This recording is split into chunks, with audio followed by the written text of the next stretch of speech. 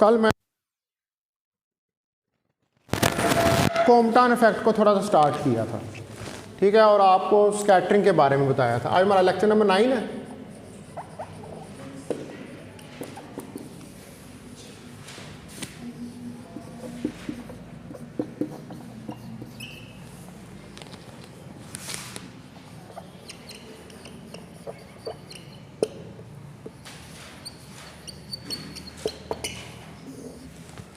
ठीक है जी, Compton effect हमने शुरू किया था और इसमें मैंने आपको बताया था कि ये बेसिकली प्रोसेस की चीज़ को डिस्क्राइब करता है, स्कैटरिंग को, कि आपके पास जो है एक फोटान है, वो आया, कोई टारगेट था, उस टारगेट का कोई इलेक्ट्रॉन था, उस इलेक्ट्रॉन के साथ वो फोटान टकराया और टकराने के बाद किसी एंगल पे स्कैटर हो गया।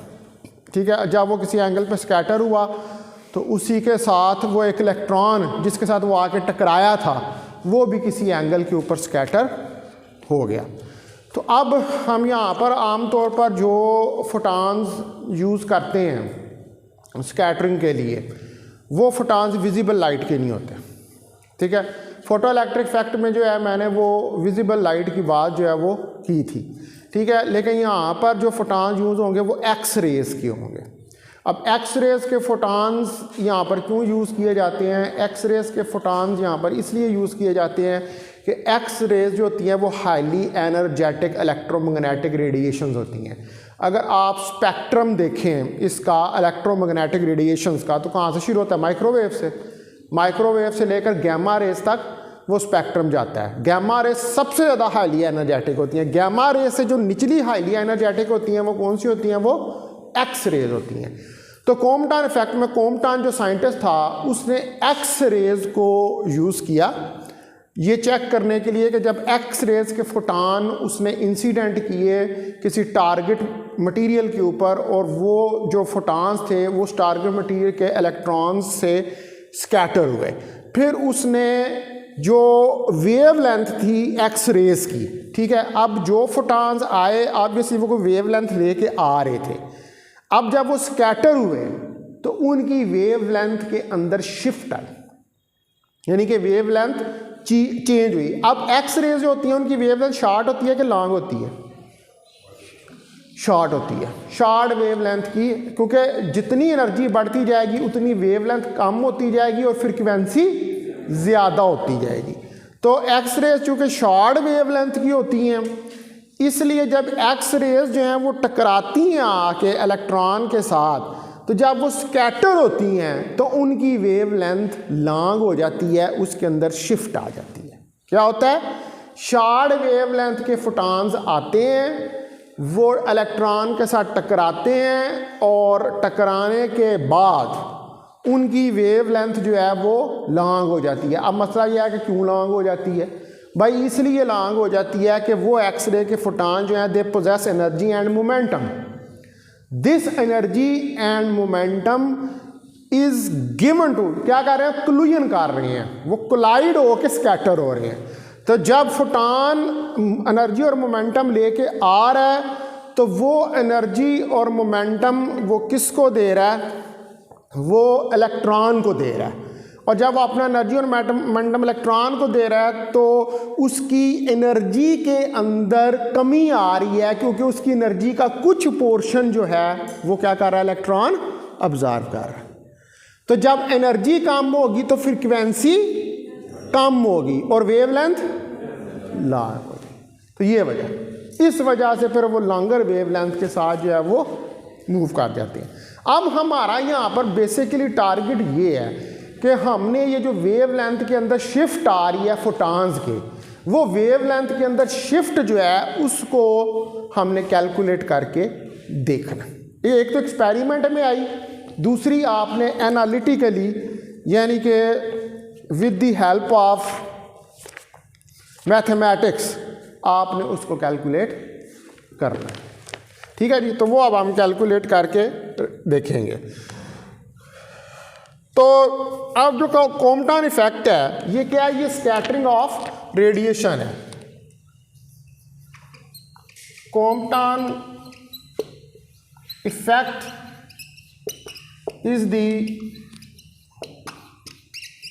स्कैटरिंग ऑफ रेडिएशन, ये स्कैटरिंग है जिसकी रेडिएशन की from A target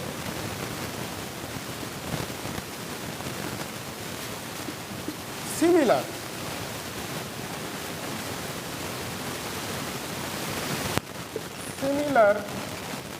the billiard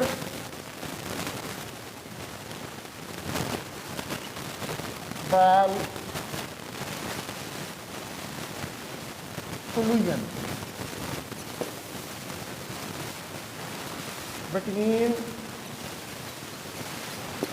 photon and electron.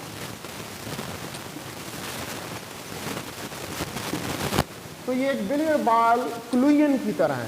Billiard ball होता है, बिलियर्ड गेम होती है ना, उसके अंदर वो लाठी के साथ जो है वो एक बॉल को दूसरे बॉल के साथ टकराते हैं। ये भी एक उसी तरह का बिलियर्ड बॉल क्लूजन की तरह का जो है ये एक फिनोमेना है। अब इसमें कॉम्पटन एक्सपेरिमेंट जो है इसके अंदर एक एक्सरे बीम यूज किया, ठीक है। In Compton experiment x ray beam is use. तो कॉम्पटन का जो एक्सपेरिमेंट किया जाता है इसमें एक एक्सरे बीम यूज की जाती है जिसकी वेल डिफाइंड वेवलेंथ होती है, with well defined wavelength,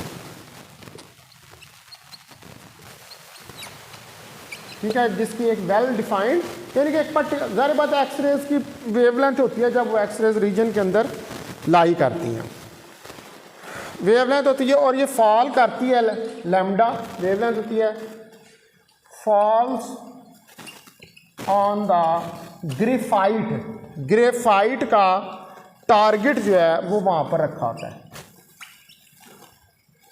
graphite target T, इसके ऊपर फॉल करते हैं। वो टारगेट टी है ग्रेफाइट का। अब जो इंटेंसिटी है इस स्कैटर बीम की, इसको मेजर किया जाता है कुछ स्कैटरिंग एंगल फाई के ऊपर, यानी कि बाय स्कैटरिंग के बाद उसकी कितनी इंटेंसिटी आई है वो एंगल जो है वो हम क्या लेंगे कि एंगल फाई जो है उसको आप ले लेंगे, उसके ऊपर इसको मेजर किया जाएगा। तो जो इंसिडेंट बीम है वो कंसिस्ट करेगी वेवलेंथ लैम्डा पे, लेकिन जो स्कैटर्ड बीम है उसकी वेवलेंथ की जो पीक्स हैं वो चेंज हो जाएगी। वो पीक्स क्यों चेंज हो जाएगी? क्योंकि वेवलेंथ के अंदर क्या होगा, शिफ्ट होगा। अब इंसिडेंट बीम की वेवलेंथ क्या है? The wavelength of incident beam, ये लैम्डा। अब ये बीम जो है ये क्या कर रही है, ये ग्रेफाइट के टारगेट के साथ टकरा रही है। तो जब ये ग्रेफाइट के टारगेट के साथ टकरा रही है तो ये वेवलेंथ की पीक जो है वो क्या होगी, वो चेंज होगी। तो जो स्कैटर्ड वेवलेंथ है, स्कैटरिंग बीम, अब बीम स्कैटर होगी, has intensity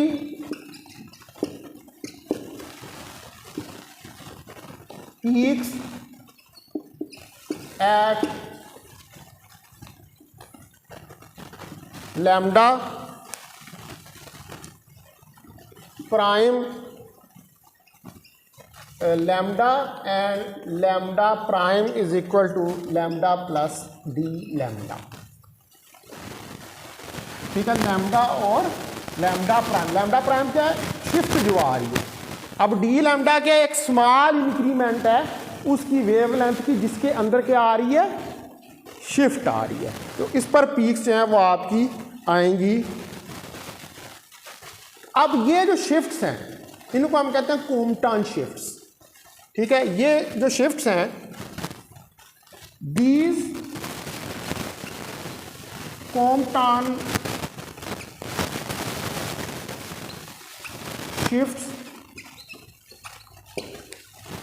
varies with angle phi, vary करती हैं एंगल फाई से। एंगल फाई कौन सा फाई एंगल है? Scattering angle. फाई क्या है? It is a scattering angle. ठीक है जी बात। तो फाई एंगल के ऊपर इंसिडेंट बीम जो है वो क्या करती है? वो स्कैटर करती है। अब मैं इसकी एक जो है वो डायाग्राम बनाता हूँ, ठीक है, एक इनिशियल डायाग्राम बनाता हूँ, तो जिसके अंदर मैं आपको इसका एक्सपेरिमेंटल सेटअप जो है वो एक्सपेरिमेंटल सेटअप जो है वो किस तरह का होता है।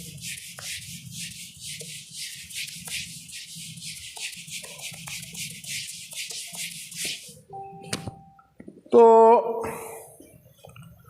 आप देखें कि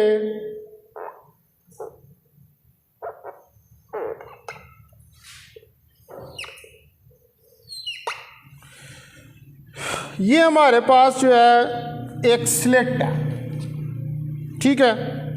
यहाँ पर ये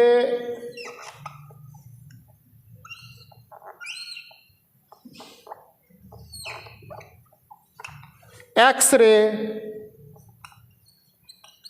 सोर्स है, इसमें से एक्स रेज निकल रही हैं। ये एक्स रेज इधर आ रही हैं,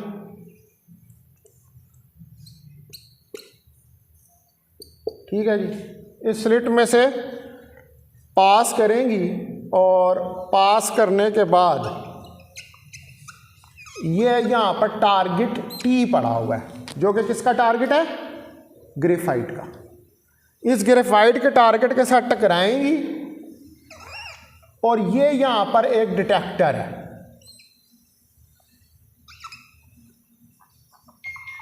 ये डिटेक्टर क्या करेगा?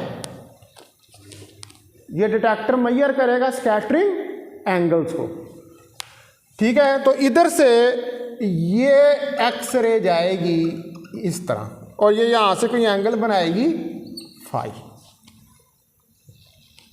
ठीक है। तो ये आपके पास ये टारगेट है, ये इंसिडेंट फोटॉन है और बीम है।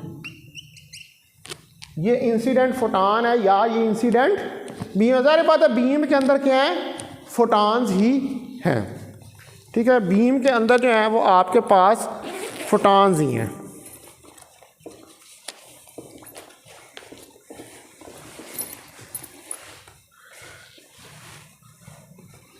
तो ये हमारे पास जो है ये क्या है? ये एक्सपेरिमेंटल सेटअप है। अब ये क्या है? ये स्कैटर्ड बीम है या स्कैटर्ड फोटॉन और बीम है। ये आपके पास स्कैटर्ड फोटॉन है या स्कैटर्ड बीम है,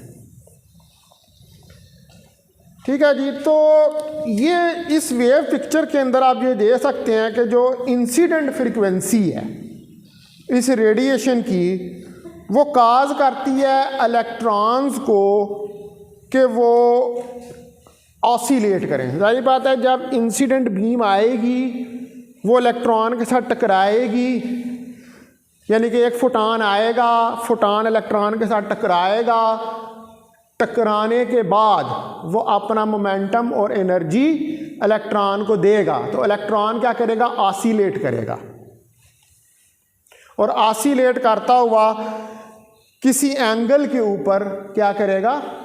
वो स्कैटर हो जाएगा। तो वो जो ऑसिलेटिंग फ्रीक्वेंसी होगी उसकी वो क्या होगी? वो एफ होगी। यानी कि फोटॉन अपनी फ्रीक्वेंसी एफ किसको दे रहा है? इलेक्ट्रॉन को दे रहा है।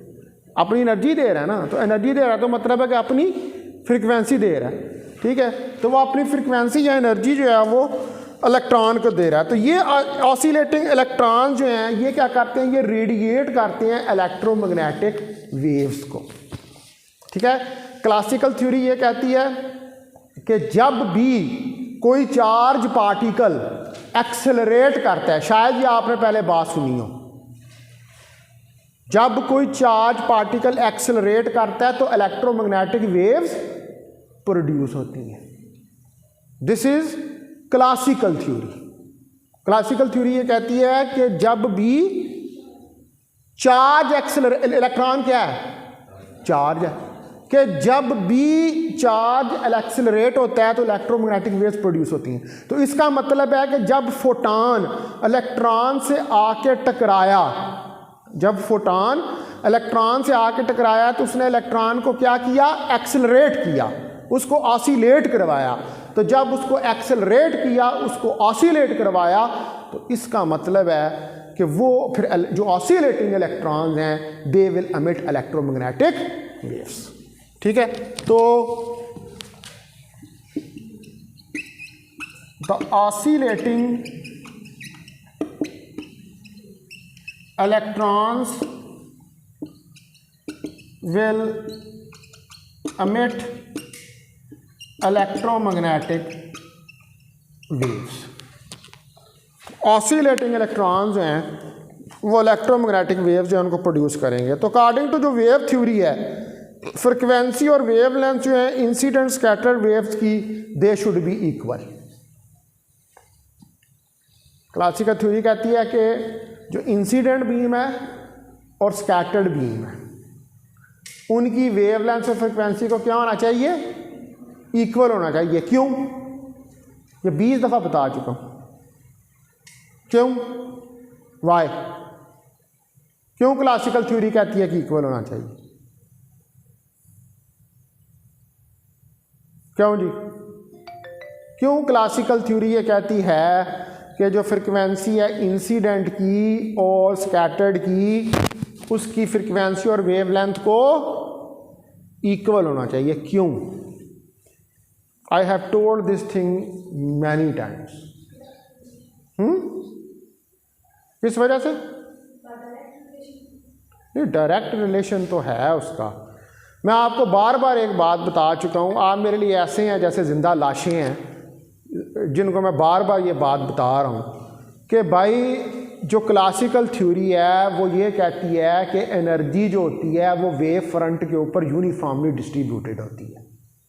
तो जब एनर्जी ही यूनिफॉर्मली डिस्ट्रीब्यूटेड होती है तो इसका मतलब है कि एनर्जी के अंदर कोई चेंज नहीं आती। तो जब एनर्जी के अंदर कोई चेंज नहीं आती तो उसकी फ्रीक्वेंसी और वेवलेंथ में किस तरह चेंज आ सकती? यही कहती है ना क्लासिकल थ्योरी। क्लासिकल थ्योरी ये कहती है कि एनर्जी वेव की एक जैसी रहती है, डिस्क्रीटनेस का तो कंसेप्ट ही नहीं है क्लासिकल थ्योरी में। तो क्लासिकल थ्योरी के अंदर कहाँ से जो इंसिडेंट और स्कैटर्ड बीम है उनकी वेवलेंथ और फ्रिक्वेंसी जो है वो डिफरेंट हो जाएंगी? ठीक है, ये तो जो आप इसको स्टडी कर रहे हैं इसका क्वांटम मैकेनिक्स, अभी तक आपको इस बात की समझ नहीं आई है कि व्हाट इज़ दैट।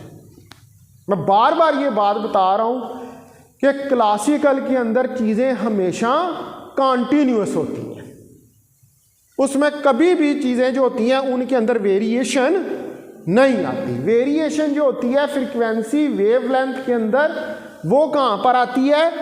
वो क्वांटम में आके आती है। तो आप ये कॉम्पटन इफेक्ट जो है इसका क्वांटम ट्रीटमेंट बता रहे हैं, you are describing its quantum treatment. तो क्वांटम ट्रीटमेंट में वो ये कह रहा है कि क्यों? क्योंकि वो तो उसको पार्टिकल कंसिडर कर रहा है, वो एक्सरे जो आ रही है उसको वेव नहीं ले रहा।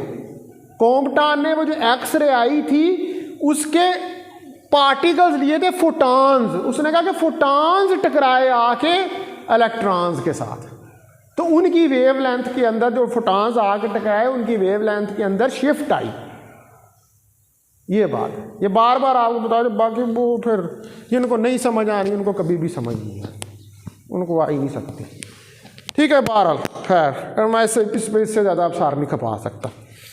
अच्छा, अब कॉम्पटन जो है उसने जो है वो एक्सप्लेन किया इन एक्सपेरिमेंट्स को।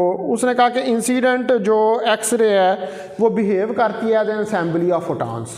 ठीक है, और ये जो हर असेंबली ऑफ फोटॉन है इसमें हर फोटॉन जो है उसकी एनर्जी जो है वो E = HF के बराबर है।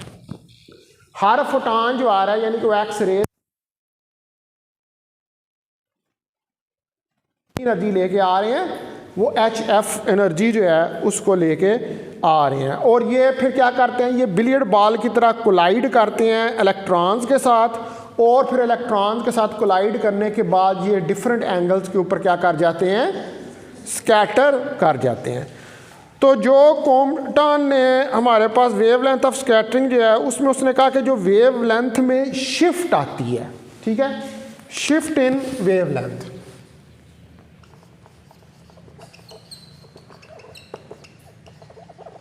अब शिफ्ट इन वेवलेंथ कब आती है, after scattering, that is equal to delta lambda, ठीक है, वो डेल्टा लैम्डा के बराबर होती है। और इसकी वजह से चूँकि वेवलेंथ में शिफ्ट आ रही है तो the frequency F will also change, तो फ्रीक्वेंसी एफ जो है वो भी चेंज होगी। जाहिर बात है वेवलेंथ चेंज हो रही है तो फ्रीक्वेंसी भी चेंज होगी।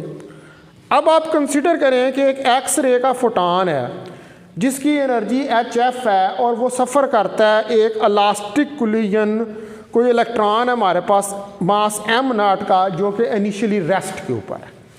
यानी कि आप ये कहें कि ये एक इलेक्ट्रॉन है, ठीक है, इसका मास m नॉट है। m नॉट क्या होता है, rest mass.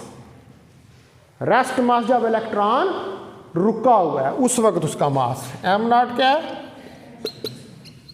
Rest mass of electron. m not जो है वो इलेक्ट्रॉन का रेस्ट मास है। अब रेस्ट मास ये आया, फोटॉन आया, इस फोटॉन की एनर्जी कितनी थी, एच एफ, ये एनर्जी लेके आया, इसने इलास्टिक कोलिजन सफ़र किया। Elastic collision, what is elastic collision, जिसमें काइनेटिक एनर्जी और कंजर्व होते हैं, जिसके अंदर काइनेटिक एनर्जी और मोमेंटम कंजर्व होते हैं, कांस्टेंट रहते हैं, ठीक है। तो इसने एक इलास्टिक कोलिजन सफ़र किया, यानी कि फोटॉन और इलेक्ट्रॉन के दरमियान कौन सा कोलिजन है, elastic. The collision between electron and photon is elastic. तो इलेक्ट्रॉन और फोटॉन के दरमियान में जो कोलिजन है वो बेसिकली इलास्टिक कोलिजन है। और इलेक्ट्रॉन इनिशियली रेस्ट पे है लेकिन फोटॉन जो है वो क्या कर रहा है, वो मूव कर रहा है, वो मूव करके आगे उससे टकरा रहा है। तो चूँकि कोलिजन इलास्टिक है तो फिर मोमेंटम जो है वो भी कंजर्व होगा। अच्छा, अब जो है जो हमारे पास इसकी, ये तो मैंने इनिशियल डायग्राम बनाई थी, अब इसकी अगर एक एक्सपेरिमेंटल अरेंजमेंट भी हम बना के देख लें।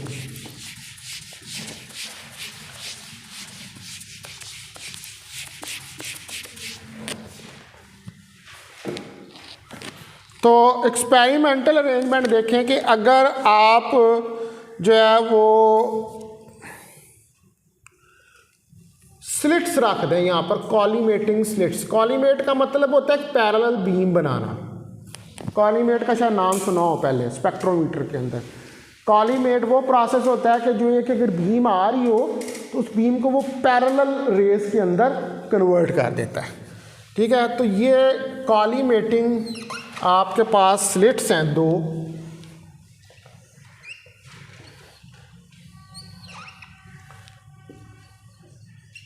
कॉलीमेटिंग स्लिट्स, ठीक है। ये आपके पास कॉलीमेटिंग स्लिट्स हैं, ठीक है, दो स्लिट्स हैं। यहाँ पे आगे जो है वो इधर इस जगह पर ये टारगेट पड़ा हुआ है, ठीक है। क्या है ये टारगेट? टी है। यहाँ से ये आती है आपके पास एक इंसिडेंट बीम और ये इसके साथ टकराती है।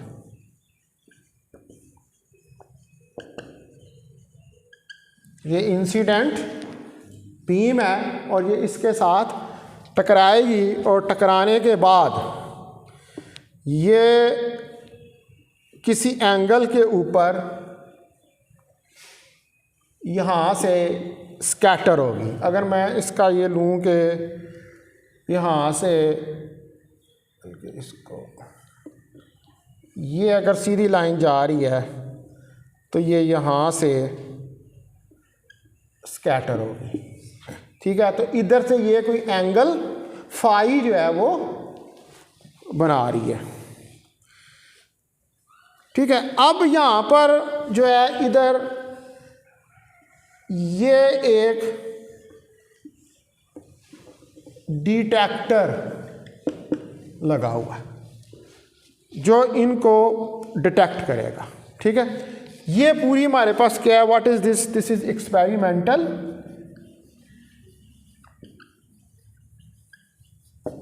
अरेंजमेंट।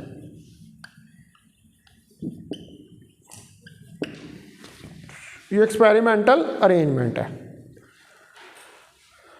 अब जो ये डिटेक्टर है इसका काम है नोट करना स्कैटरिंग एंगल्स को, यानी कि स्कैटरिंग शिफ्ट्स को। ये डिटेक्टर लगा हुआ है, ये करता है कि कितने एंगल के ऊपर वो स्कैटर हो रहा है। तो उसको करने के लिए एक ग्राफ जो है फिर वो शिफ्ट्स को देखने के लिए प्लॉट किया गया।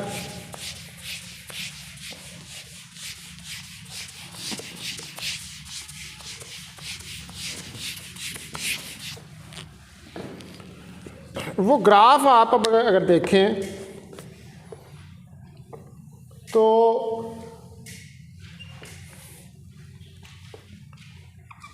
ये एंगल है, इस तरफ इंटेंसिटी है, ठीक है। ये इंटेंसिटी है और इस तरफ एंगल है फाई, ठीक है। अब ये जो शिफ्ट्स आ रही हैं, ये देखें, एक ये शिफ्ट आ रही है, यहाँ पे एंगल 0 डिग्री है। उसके बाद अब एक ये शिफ्ट आई है, ये ऐसे आ रही है। इधर एक ये पीक है, एक ये पीक है। ये दोनों जो हैं ये 45 डिग्री के ऊपर है, ठीक है। उसके बाद कुछ और शिफ्ट्स जो हैं वो आएंगी, ठीक है। वो ये आप देखें कि ये आ रही हैं। ये आप शिफ्ट्स जो हैं ये 90 डिग्री के ऊपर आ रही है, यानी कि 3 एंगल आ रहे हैं आपके पास। फाई आ रहा है 0 डिग्री, 45 डिग्री और 90 डिग्री, ठीक है। ये शिफ्ट्स जो हैं वो इनको जो आपका डिटेक्टर है वो क्या कर रहा है? वो ऑब्जर्व कर रहा है इन शिफ्ट्स को, ठीक है। अब हमने जो है यहाँ तक हमें इसकी थ्योरी जो है वो समझ आ गई, ठीक है। अब हमने नेक्स्ट जो चीज़ है वो इसके अंदर ये देखनी है कि अब हमने इस शिफ्ट को, यानी कि जो डेल्टा लैम्डा को कैलकुलेट कर, ठीक है जी। यानी कि अब ज़रा मैथमेटिक्स करके देखना है। अभी मैंने आपको थ्योरी सारी इसकी समझा दी है कि what is happening actually. Now we will do its mathematics analytically. हम इसका एक्सप्रेशन जो है उसको कैलकुलेट करें, ठीक है जी। तो उसके लिए उस एनालिटिकल एक्सप्रेशन को कैलकुलेट करने के लिए आपको दो लॉज की ज़रूरत पड़ेगी। ठीक है जी, कौन से दो लॉज की ज़रूरत पड़ेगी? बेसिक फिजिक्स के कौन से तीन मेन लॉज हैं? फिजिक्स के कौन से तीन मेन लॉज हैं? हाँ हाँ, law of conservation of momentum और तीसरा ऑफ नाउ एंगुलर मोमेंटम। तीन बेसिक फिजिक्स के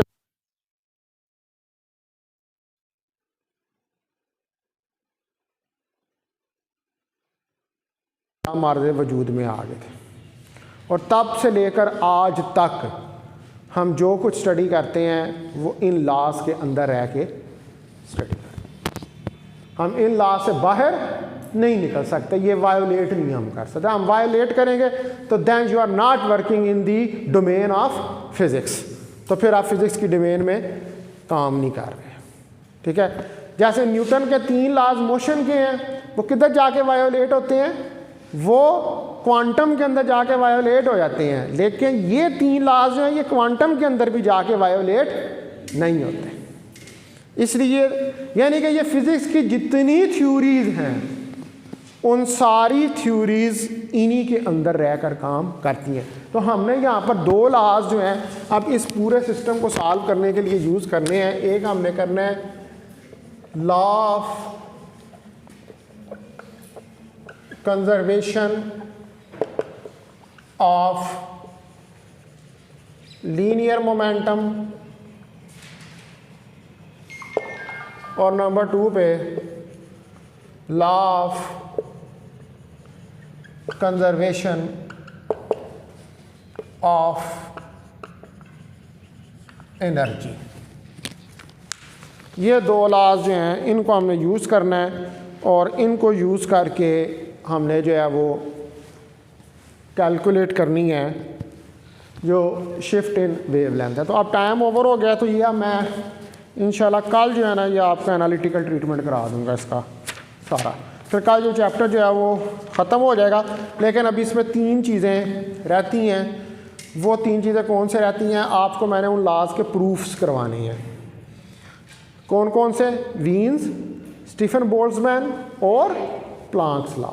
उनके वो हमने डायरेक्ट फार्मूले उनके पढ़े हुए हैं, लेकिन हमने उनको प्रूव करके नहीं देखा, तो उसका प्रूफ भी पेपर के अंदर आ जाता है। इसलिए मैं वो आपको तीनों प्रूफ्स भी जो है उसको करवाऊंगा। फिर उसके बाद ये चैप्टर जो है वो फिनिश हो जाएगा। और ये बेसिक मेन चैप्टर है इसको क्वांटम को समझने के लिए कि ये सारी क्या है उसकी हिस्ट्री है क्वांटम मैकेनिक्स।